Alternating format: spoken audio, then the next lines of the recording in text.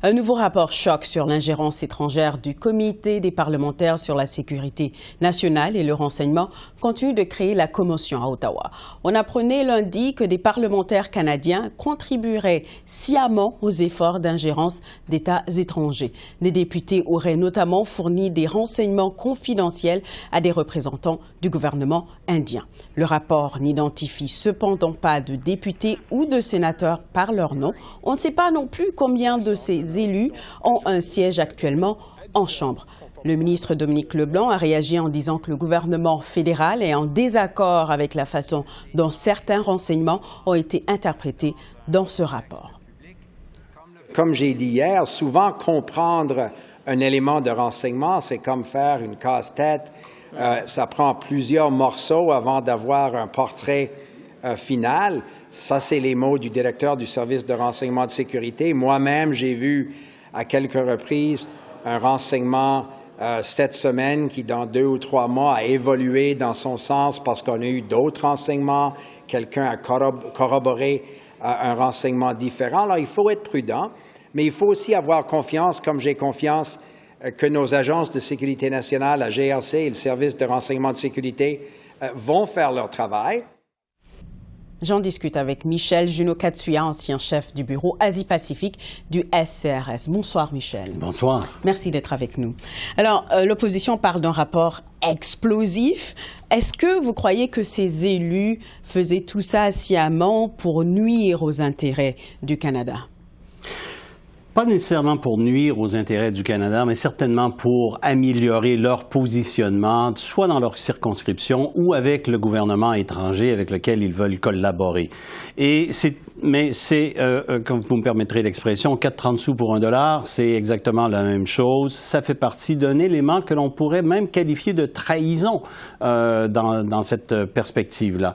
Parce que ce sont des informations auxquelles ils ont eu le privilège d'avoir accès, qu'ils ont sciemment, stratégiquement partagé avec un gouvernement étranger, qui a pu mettre en danger la vie ou les familles de certains individus qui vivent ici au Canada ou à l'étranger.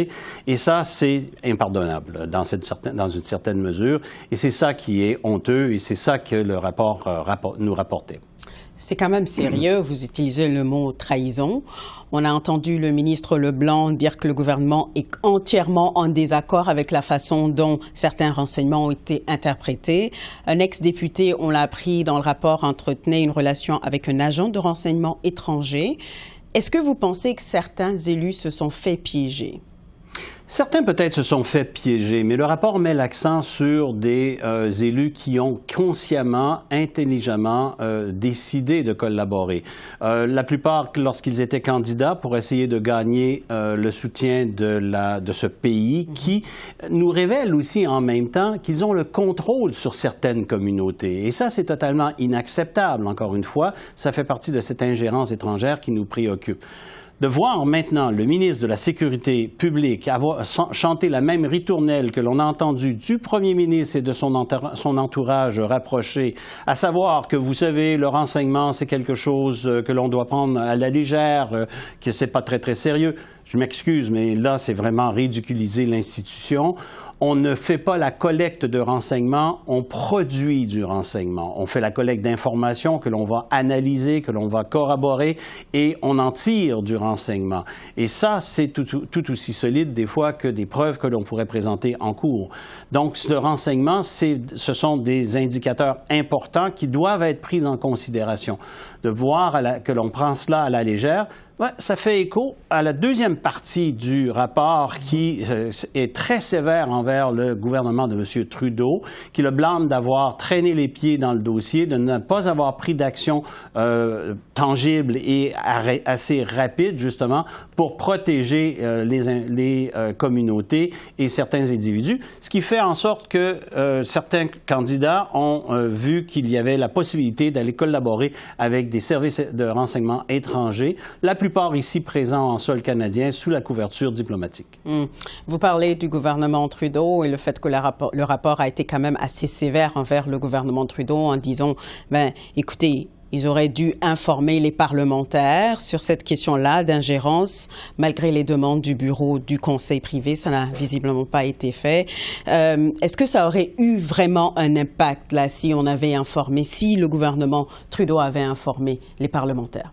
Oui, effectivement, parce que c'est peut-être la seule défensive efficace que l'on a, soit la sensibilisation et l'éducation, de pouvoir informer et de prendre des décisions et peut-être même de déraciner ces éléments peut-être moins acceptables, parce qu'il y a un investissement il y a un investissement de la part de la population envers la confiance que l'on investit chez les élus. Et lorsque cette confiance est trahi à un point tel où on va travailler avec des services de renseignement étrangers pour peut-être faire de la surveillance ou de la coercition contre des résidents canadiens, certains groupes canadiens, ça c'est très, très, très problématique.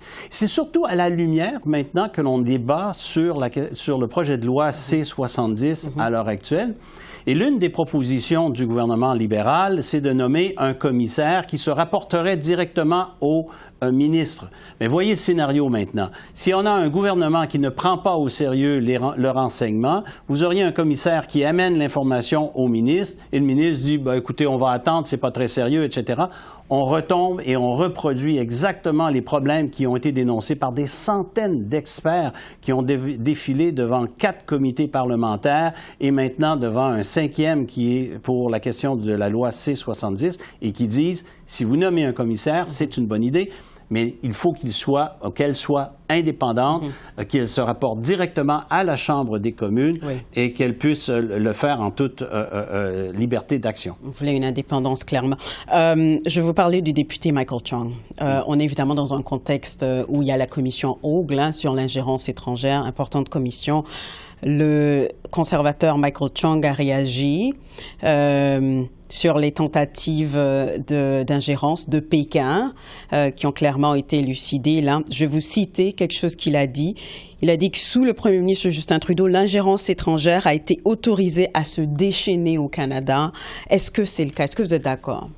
Oui, je partagerai cette perspective parce que effectivement, mais ce n'est pas seulement sous le premier ministre Trudeau. Tous les experts sont venus dire à l'unisson que depuis M. Mulroney jusqu'à aujourd'hui, tous les premiers ministres ont été informés, tous les premiers ministres ont eu l'opportunité d'agir, mais ne l'ont pas fait parce qu'ils ont utilisé l'information soit pour des fins personnelles ou soit pour des fins partisanes.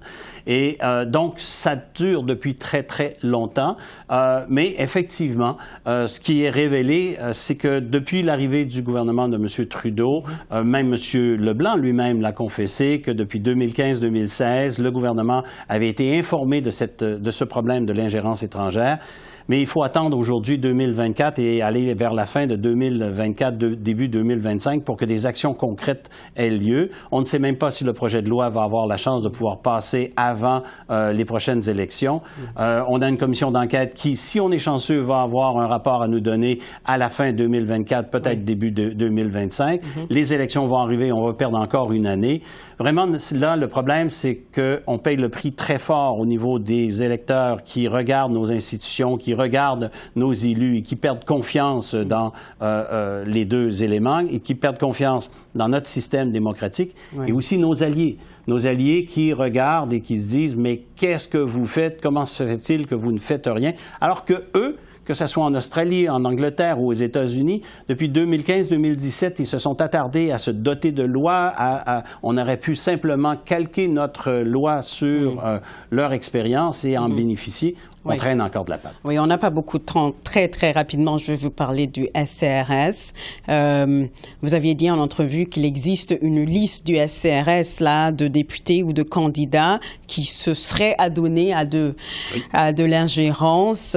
Ça existe depuis quand, cette liste? Qu'est-ce que vous pouvez nous dire là-dessus, très rapidement? Écoutez, moi, j'étais chef du bureau Asie-Pacifique dans la deuxième moitié des années 90. J'ai continué à faire le travail pendant toutes les années 2000 et je sais qu'il existe des noms, des listes de plusieurs pages de candidats et de candidates à tous les niveaux, que ce soit municipal, provincial ou fédéral, qui ont été compromis à un degré ou à un autre. Alors oui, effectivement, les noms sont connus.